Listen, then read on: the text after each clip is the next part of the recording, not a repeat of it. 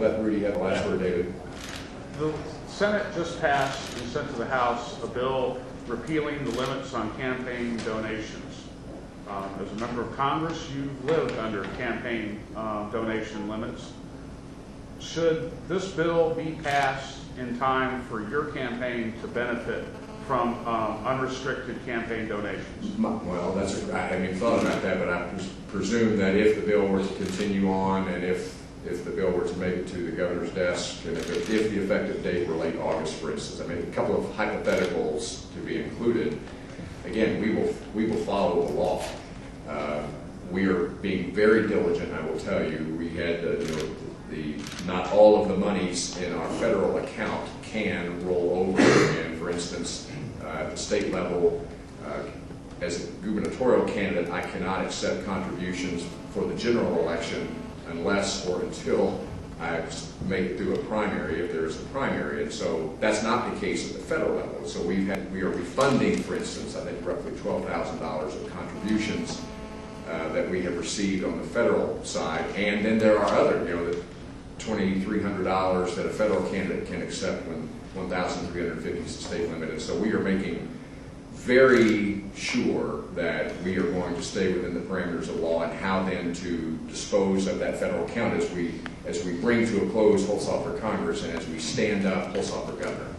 I really haven't even thought of that until you just mentioned it as far as an interesting prospect. But right now we are assuming that, the laws, the limits are 1,350, and that's what we're operating under and will continue to. But should this bill become law, eliminating the limits on campaign finance, regardless of how it impacts you? Well, I see what your question is like. Do I support it?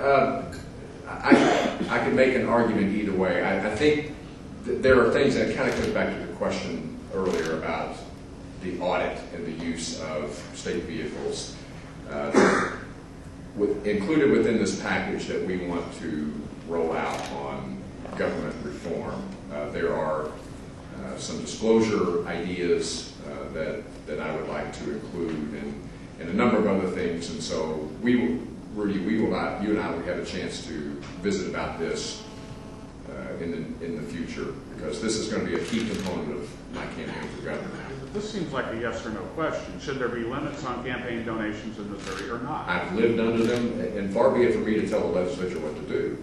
But we will follow the law if the law becomes, if the law is changed or not.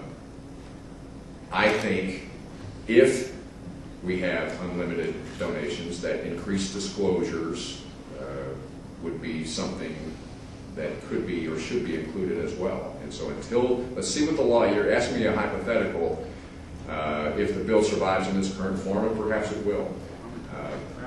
Actually, just the simple question, limits, no limits, yes or no? I would sign the bill if the bill landed on my desk for limits, but I would also like to have some additional disclosure items included. So we can play what-if games all morning long, but we will roll out, I can assure you, we've got a strong ethics disclosure package that we're working on, putting aside the campaign limits. And again, I'm operating under the assumption that the limits will remain the limits, $1,350 per person. Thank you all very much.